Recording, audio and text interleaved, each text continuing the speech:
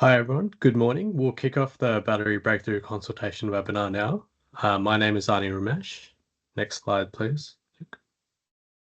I'd like to start off by acknowledging that I'm calling in from Gadigal land. We pay our respects to elders past and present, including those attending today. Next slide, please. Today I'm joined by my colleagues, Drew Vishrani, General Manager Strategy at Arena, Carl Christensen, an Associate Director in the Business Development and Transactions team overseeing battery investment, and Nick, Francesca, and Madison, working in the Business Development Transactions and Strategy teams here at Arena. I'm also joined by my colleague Tanya Ratchich from the Battery Policy team within the Department of Industry, Science and Resources. Next slide. So we have a fairly busy agenda for today's webinar, and we'll do our best to reserve about 15 to 20 minutes for Q&A at the end. The webinar will have a number of speakers over the course of the agenda. Drew will cover the intro to Arena, Tanya from DISR will provide a quick background to the policy context, and then the rest of the Arena team will cover the remainder of the agenda, including consultation information, proposed program structure and design, key dates, and Q&A.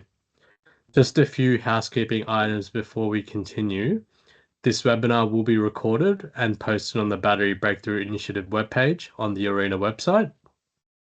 We encourage you to ask questions using the Q&A function on Microsoft Teams at any point, and encourage questions that are focused on the consultation and program design rather than the policy context. We'll be monitoring the Teams chat and move on to answering the questions once the presentation is completed. I'll now pass on to Drew to give a brief intro to Arena. Thanks, Ani. Next slide, please. Quick intro to Arena, especially for those joining who might not have interacted a lot with us before. So Arena was established in 2012 by the Australian government to improve the supply and competitiveness of renewable energy and renewable energy technologies in Australia. Our mission has evolved since then through our refunding and so on, and our current mission reflects the added focus to help Australia achieve its emissions reduction targets as well. Next slide, please. So Arena achieves this mission that I spoke about by providing financial assistance in the form of grants to innovative projects. We do that all the way from research through to pre-commercial deployments. But in addition to grant funding, Arena also conducts knowledge sharing from our funded projects to help the renewable energy industry learn from lived project experience. And in many cases, that is also what we learn from these projects is also our return on investment, so to speak. Next slide, please. Here you can see a snapshot of the types of technologies we have funded over Arena's lifetime since 2012. As of June this year, we funded over 700 projects to the tune of $2.6 billion, more or less, in grant funding.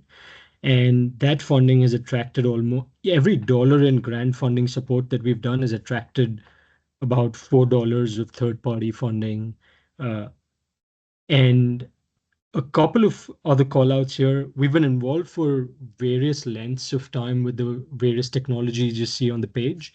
The early years of Arena were mostly focused on renewable energy generation technologies, so bioenergy, geothermal, ocean, solar PV. I think most notably, we've helped kickstart the grid-scale solar PV industry in Australia. And more recently, we've been doing similar sort of early stage work in big batteries, electric vehicle deployment, and green hydrogen, amongst other technologies. Next slide, please. And finally, on the top half here, you can see Arena's strategic priorities. I'll draw your attention to the second one, which is optimize the transition to renewable electricity. Through this particular priority, Arena has been supporting the deployment of batteries, particularly at grid scale, for a few years now. At the bottom, however, you also see a range of targeted budget measures that Arena is leading the delivery of. And these budget measures are targeted in that they might have a time bound to them and they have a very specific focus and a specific pool of money. The Battery Breakthrough Initiative is one of these many budget measures that Arena will deliver. And with that, I'll hand over to Tanya from DISR to talk about the policy background of this program. Thank you.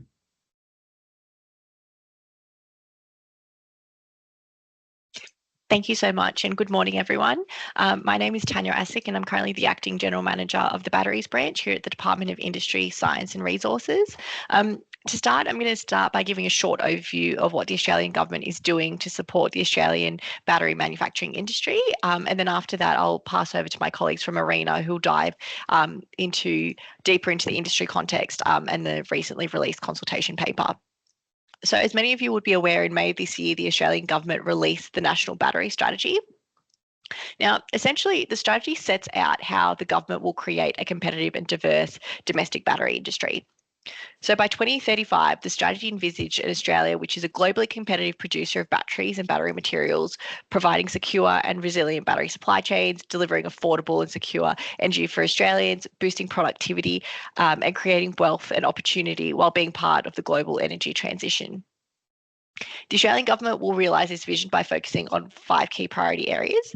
The first one being build battery manufacturing capabilities in ways that strengthen economic resilience, leverage Australia's comparative advantage, and add value to our economy.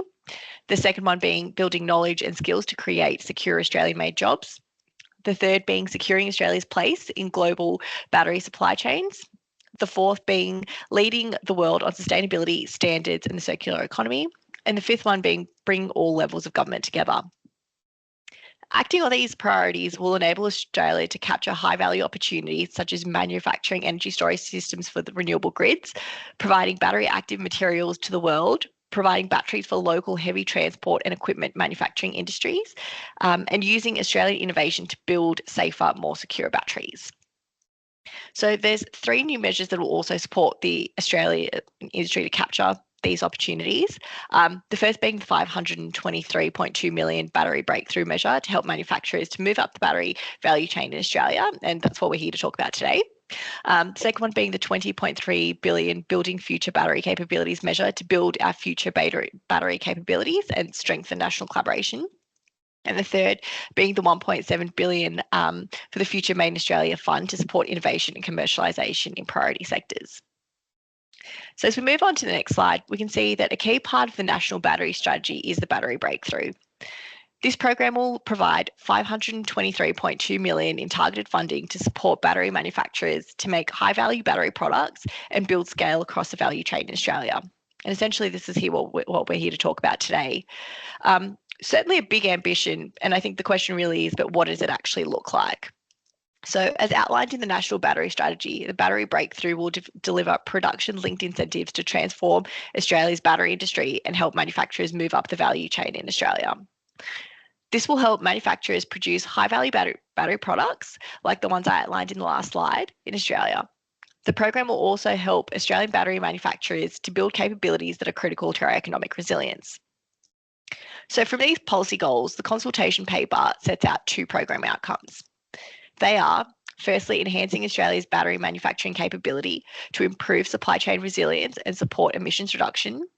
And the second one being commercialising battery manufacturing processes or technologies that can contribute to emissions reductions. The projects funded under the Battery Breakthrough should aim to achieve one or both of these program outcomes. So the Battery Breakthrough will be delivered by ARENA, consistent with the government's approach to other renewable energy programs. And from our perspective, ARENA and our department, the Department of Industry, Science and Resources, are really keen to work closely with industry and other stakeholders to design, develop and deliver the Battery Breakthrough as quickly as possible. So I'll just pause there. Essentially, those are the broad parameters of the Battery Breakthrough, and I'm now going to hand over to my ARENA colleague to discuss the industry context and the consultation paper in more detail. Thanks, Tanya. So I'm going to take us through some quick context about the battery and storage markets globally and in Australia. So firstly, on the left here, we can see that there's extremely high expected growth in demand for batteries globally. This is largely driven by EVs, but also includes almost 1 terawatt hour of stationary storage expected by 2035. On the right of the slide, from the step change scenario of AEMO's latest integrated system plan, you can see the forecast for on-grid storage applications which batteries could potentially capture in Australia's NEM. This need grows to over 150 gigawatt hours by 2040 from about 15 today. These are technology agnostic projections, but it's likely that a significant amount of the need for storage across these various uses will be met by electrochemical batteries. Finally, you can see on the bottom there that Australia is also in a really good position to capture the value from this growth and demand, given our strong access to a lot of the key natural resources that are used in batteries. I'll now hand over to Arnie to run through some of the consultation info. Thanks, Maddie. So ARENA published the Battery Breakthrough consultation paper on 11 September. It sets out the proposed program structure and key questions that ARENA is seeking stakeholder feedback on. You can access the consultation paper and more information about the program using the QR code on your screen, or you can visit the link arena.gov.au/funding/Battery Breakthrough Initiative. We highly encourage you to open the consultation paper and follow along as we talk through the rest of the webinar. If you haven't already, we also encourage you to consider providing detailed written feedback to the consultation paper following this webinar. You'll see a form on the website to submit your response to our proposed program design questions. A second form within this is seeking details on prospective projects under development or project concepts which may be aligned to the program. This form is also available in Appendix D of the consultation paper. The information provided will enable ARENA and DISR to better understand overall readiness and appetite of the market to develop projects in different areas of the battery value chain and will be used to inform design of the program. I'll now hand over to Nick to talk through program design in a bit more detail. Thanks, Annie. Talking about program design, we'll start with this slide, which shows a heavily simplified view of the value chain of battery manufacturing.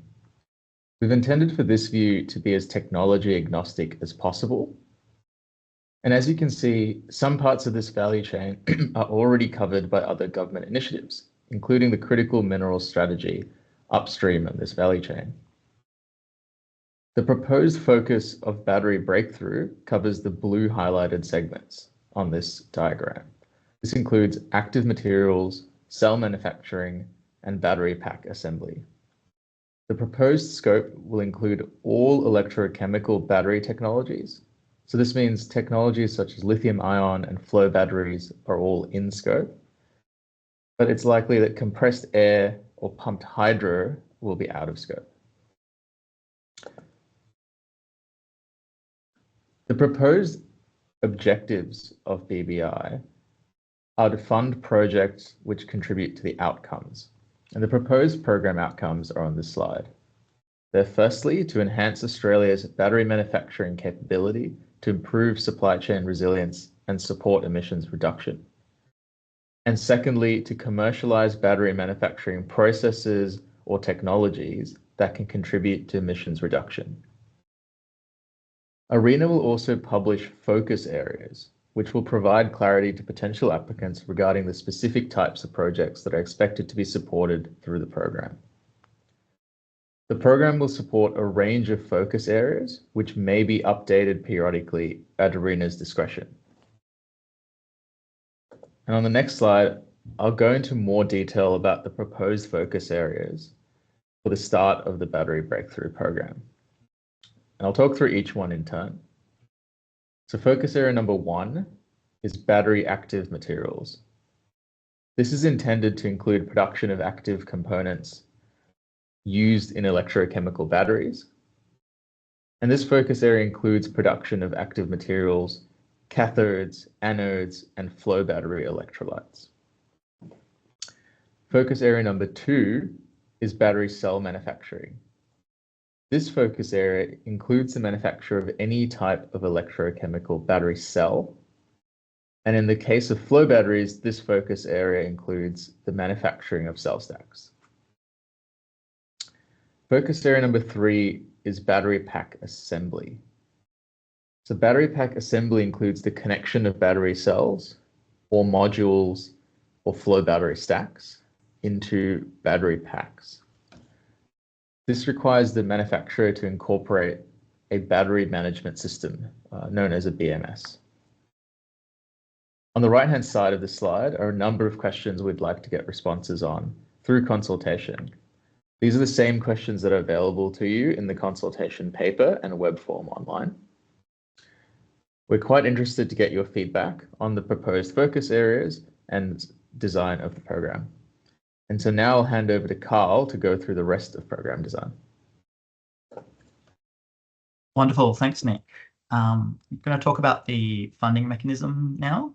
So it is proposed that ARENA funding can be provided through a couple of different mechanisms. These include a production incentive payment, which would be paid on the output of your process, a grant funding, which is paid based on completion of project milestones, typically during the construction period, or potentially a recoupable grant, where funding may be repaid to ARENA in certain circumstances, or it could be a combination of the above. An example design of a production incentive mechanism is provided in Appendix A of the consultation paper. This is for illustrative purposes only. In terms of the funding amount, ARENA will expect a minimum of a one-for-one contribution from applicants towards capital expenditure and production incentives as applicable. The consultation paper also proposes the minimum funding that an applicant can request is $2 million, and that the maximum funding a single project can apply for is $200 million, irrespective of the financial support mechanism. Next slide, please. To invest in new facilities, manufacturers often require firm commitments from customers, known as offtakes. This is required to secure the capital requirements for the project. To support this, ARENA may consider directly contracting with a customer or offtaker where it makes commercial sense to do so. An example of this is where a customer commits to deliver a program of, say, 20 battery installations with a specified supplier, which is aligned with one or more of the focus areas. ARENA funds would be available to bridge the commercial gap experienced by the customer. This model encourages a direct solution to the problem by ensuring minimum contracted demand. However, there are challenges with this model. For example, the offtaker would be potentially foregoing competitive tension in the medium term by signing up a long-term supplier. In addition, it is difficult for ARENA to assess the appropriateness of a given funding request, given likely lack of definition on future deployment projects. For example, future sites may be unknown, the use cases may be unknown, and the business case may not be well defined. We are looking for your say on whether there is merit in the program supporting projects through this demand-side model, and if you can provide examples where this model would contribute to the program outcomes. Next slide, please. ARENA assesses projects against merit criteria to determine suitability for funding. The proposed merit criteria for the program are aligned with the typical ARENA merit criteria. These include merit criterion A, which is contribution to the program outcomes and alignment to the focus areas. Merit criteria B, which is capability and capacity. This refers to both the applicant and any project partners. Merit criterion C, which is project design, including methodology, risk, compliance, and community benefits. Merit criterion D, which is financial viability and co-funding commitment. And merit criterion E, which is knowledge sharing. These criteria have been tried and tested across a number of ARENA programs. However, a small degree of customization will apply for this program. For example, there will be incorporation of community benefit principles.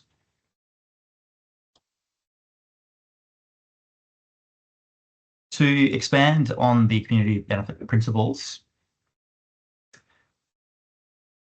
community benefit principles are being established as part of the Future Made in Australia policy agenda. For the purpose of BBI, the community benefit principles will be defined based on the contents of the Future Made in Australia bill and guided by any future regulations. The principles include promotion of safe and secure jobs that are well paid and have good conditions, development of more skilled and inclusive workforces, including by investing in training and skills development and broadening opportunities for workforce participation, engaging collaboratively with and achieving positive outcomes for local communities, such as First Nation communities and communities directly affected by the transition to net zero, strengthening industrial capabilities, including through stronger local supply chains, and demonstrating transparency and compliance in relation to the management of tax affairs, including benefits received under Future Made in Australia supports. Since publication of the consultation paper, there has been an updated version of the Future Made in Australia bill, and that includes an additional community benefit principle, which is supporting First Nation communities and traditional owners to participate in and share in the benefits of the transition to net zero. Next slide, please.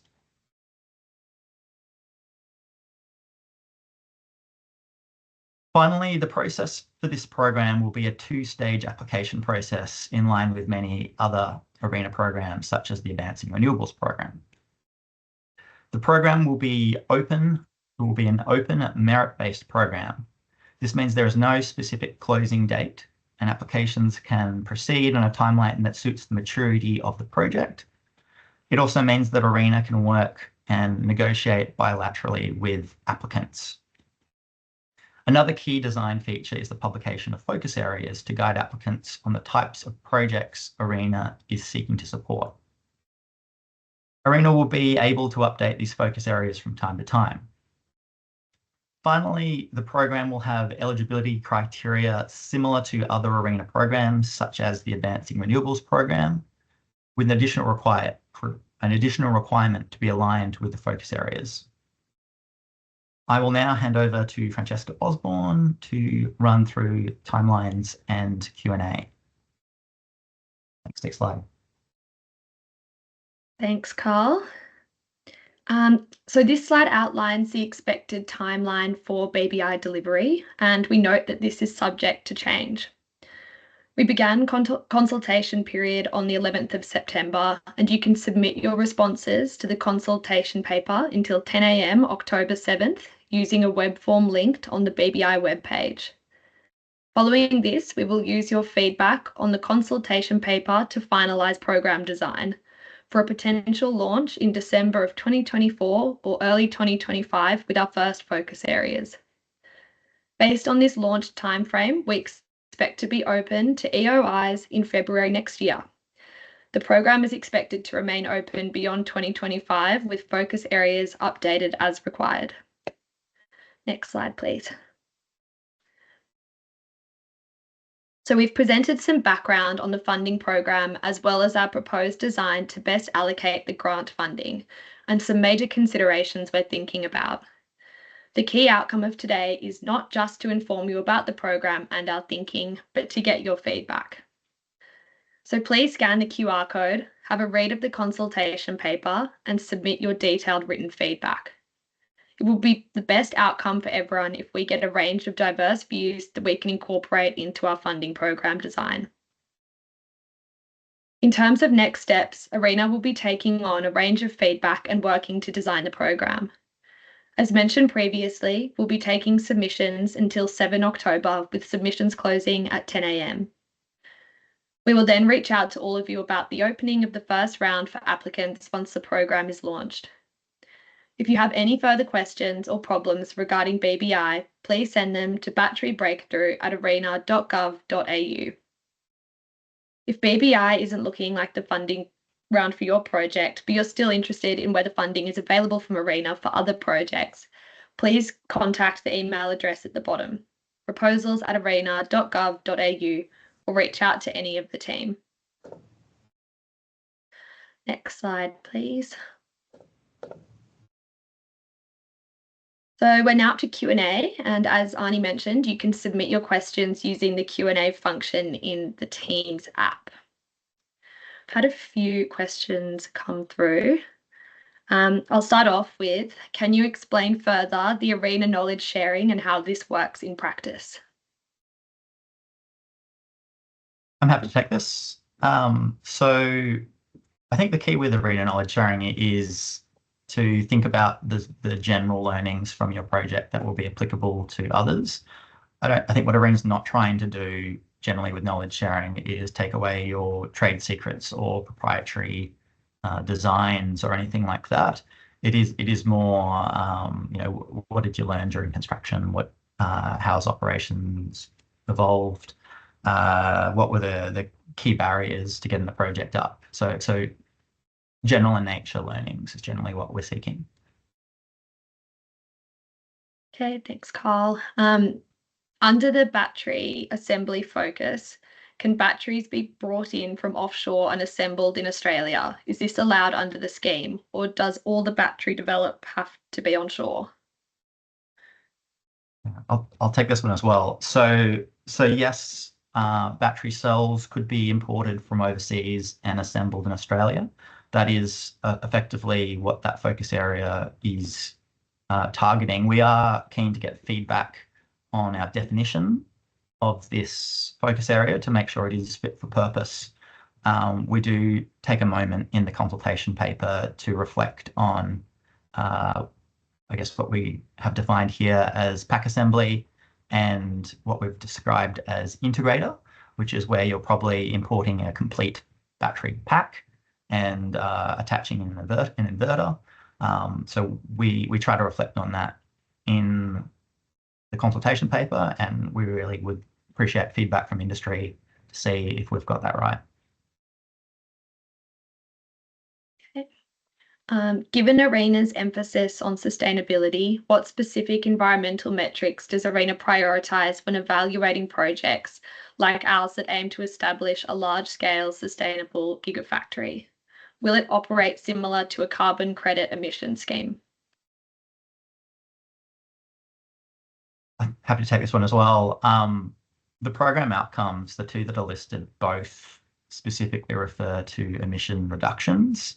And the reason for that is that we're looking to support batteries that have use cases that are relevant for emission reductions. So the two most obvious use cases that can facilitate emission reductions would be for transport, such as electric vehicles, and also for stationary storage, where stationary storage is facilitating less reliance on coal and gas by load shifting with renewables.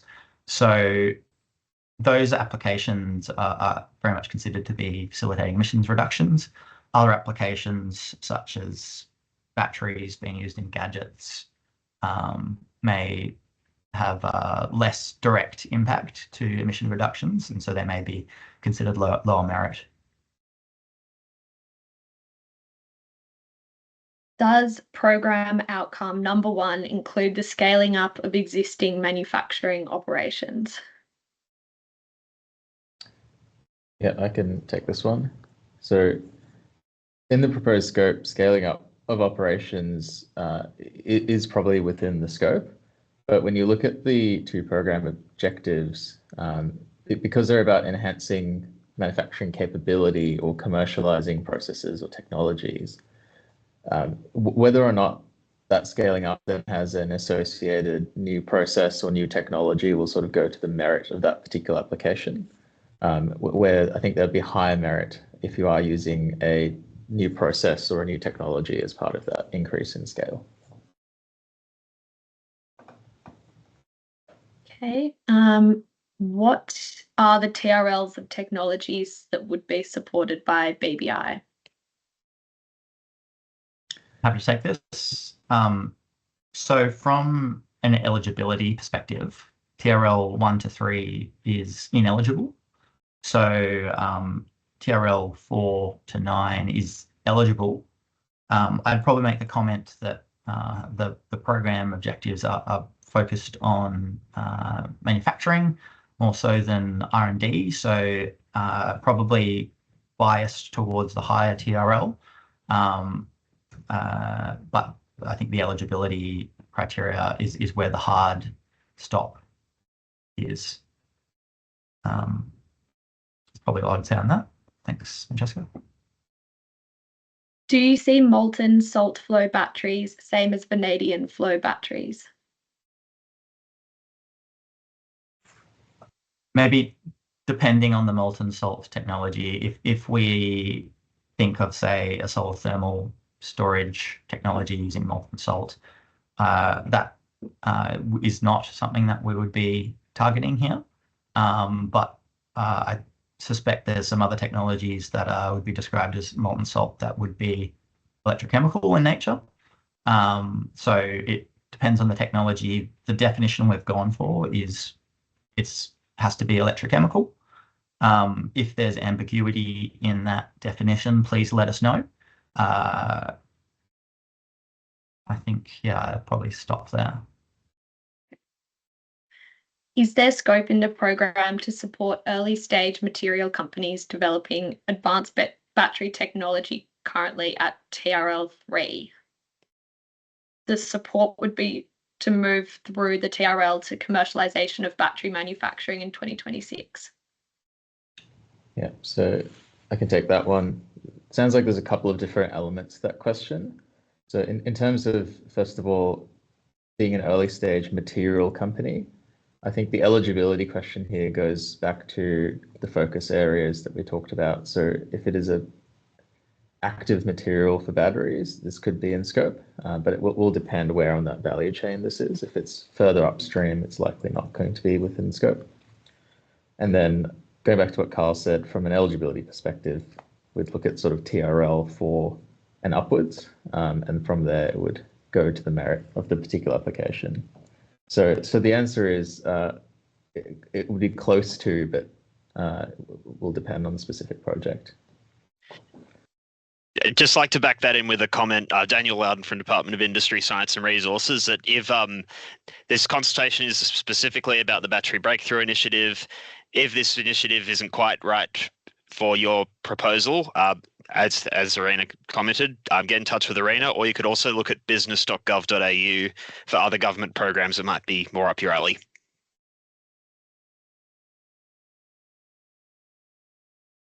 Thank you. Why has Arena excluded recycling from the focus areas?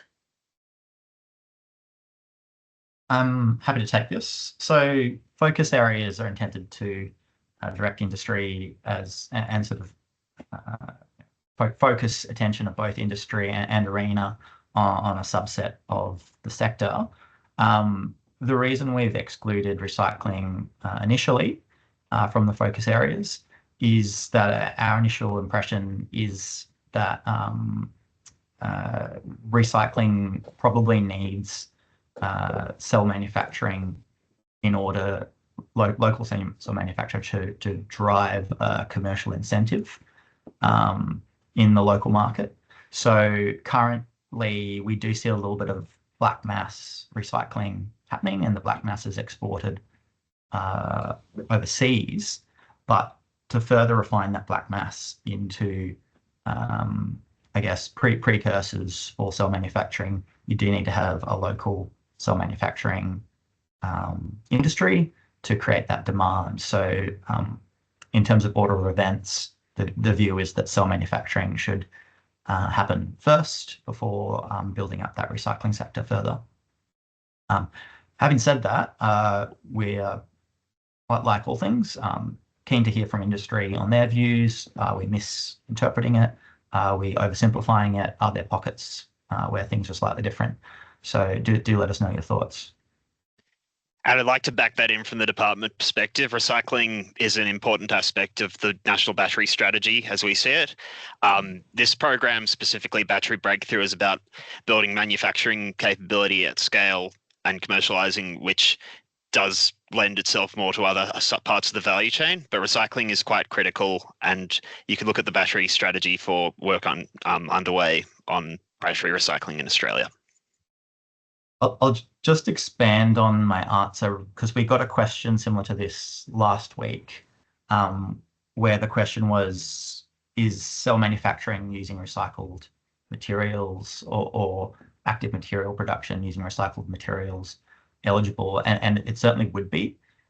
So if you do align with the active materials or the cell manufacturing elements and happen to be using recycled materials, that is certainly eligible, but it's not because it's recycled. It's eligible because it's active material or because it's cell manufacturing. So just a quick clarification. Will you invest in R&D where there are already commercial scale plants operating, e.g. LFP supply chain?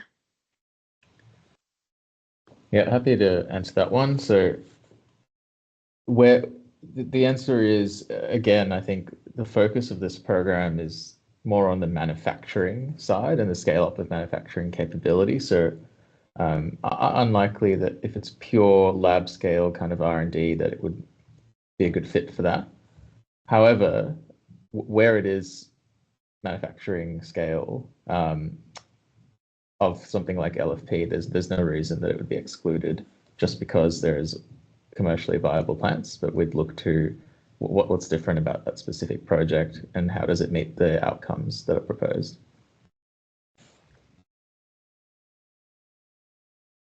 Does moving from pilot plant to commercial demonstration plant align with program outcome of enhancing Australia battery manufacturing capability?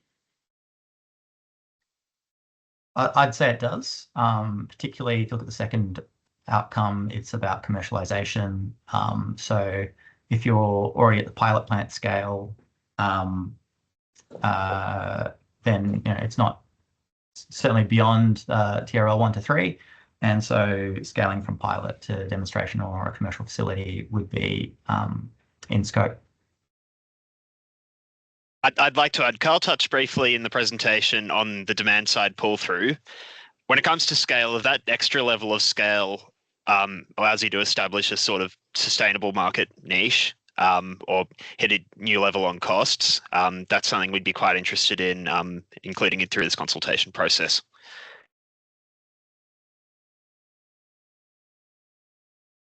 Are there any limitations or conditions in relation to international partnerships or JVs that would support the development of downstream processing and manufacturing capability in Australia? Yeah, there aren't any restrictions in terms of overseas partnerships. So I think that is what it is. The requirement is just to build up that local capability. And from the strategy perspective, we're quite fond of international collaboration as through the priority area in the strategy of building finding Australia's place in global supply chains, and quite fond of foreign direct investment. There are broader whole of government rules around foreign direct investment, like the Foreign Investment Review Board, that will of course apply. But in the first instance with this consultation paper, if you're looking to do an international joint venture, we are very interested in hearing from you.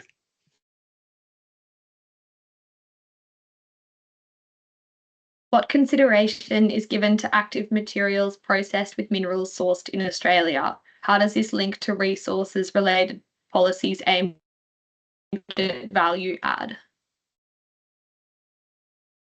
I'm happy to take this one. So I think if we're looking at active materials, we'd probably look at it on probably primarily through a commercial basis in terms of the sustainability of the business model, the credibility of the financing. In terms of the inputs, they may or may not be currently available at the moment. Even for lots of minerals that are abundant in Australia, you may not be able to get the version of it that you want locally, and you may have to import it. I don't think that would prevent us from supporting that technology, because there is separately the critical mineral strategy, and that is looking to further develop the upstream side of the equation, which could help bridge some of those gaps that currently exist. So that's a long way of saying, as long as there's a pathway there, we might be able to see that pathway, and the role of our funding could be to help bridge that pathway while the supply chain matured.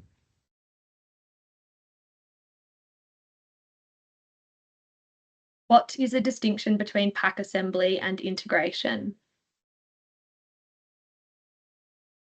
Great. I'll take this one as well. And I'll start by saying we are very keen for feedback to make sure that our own definition of this in the consultation paper is as correct as it can be. So the basic concept we've gone with is that pack assembly requires inputs that are subsets of a battery, and it comes together in a full battery when you add the battery management system. So the BMS is key to making it pack assembly. If you're doing that, you're probably going to also be an integrator. You'll be adding an inverter, you'll be adding climate control, fire suppression, containerizing, switchboards, etc. That's fine, but you need to be adding that BMS to actually be ticking the pack assembly definition. If you're not doing that, you'd be classified as an integrator and would not be considered eligible. So it's a big sort of change of interpretation based on that small event of adding a BMS. As I said, we're really keen for feedback on this. There's feedback in two senses. That's, have we got our definition correct? And B, is our division of eligibility correct? Part of the thinking for not including integrators is that there's been significant stimulation for that part of the market recently, particularly through the community batteries program that ARENA ran, and there is significant work already happening there, and this program's seeking to go further up the battery supply chain. Thanks, Carl. We're just coming to our last few questions now, so give everyone a moment to submit some. But next one is, are feasibility feed studies eligible? Yeah, I'm happy to take that one. So this is another case where we were really keen to hear from everyone here in the market about whether there's a need for feasibility and feed studies. So we haven't touched on that specifically in the webinar. That's somewhere where we'd like a lot more feedback to determine whether it's something that would help unlock projects in the sector. And maybe just to expand on that further, there may be subsets of focus areas that have a stronger need for support there than others. For some parts, it might be sort of just a small barrier that is very achievable for industry, and in other areas it might be much more expensive, lumpy costs, much more risky, and there is a need for support. So differentiating between the different use cases, different focus areas, etc., where there might be a need would be useful feedback for us to hear. Okay, this is the last one. When will community benefit principles be finalised? Yeah. Is Tanya on the line? Oh, Daniel, do you want to take that? Yeah, community benefit principles are subject to the Future Made in Australia legislation before Parliament. So I think we only know as much as the media does as far as when they will land, or through the wonderful process of parliamentary negotiations. So we're downstream of that, but the information in the slide shows the most up-to-date information we have on community benefit principles. Interested in views on how your project might interact with them in this process. Right, I might just quickly jump in and just say, a Future Made in Australia, while an initiative of the Australian government, is held by the Department of the Treasury. So certainly they would have, I guess, like more information on timing, and certainly will be provided in due course. Thanks, guys. Okay, I might hand over to Nick to wrap up. Great, thank you. So just want to say thanks a lot from everyone here at the DISR and ARENA teams for everyone's time. We look forward to hearing your responses on the consultation paper, and I think we'd just remind you to please find that paper online at the links and the QR code on the screen. Really looking for feedback on the consultation paper through the web form that is available there. So thanks for your time, and goodbye.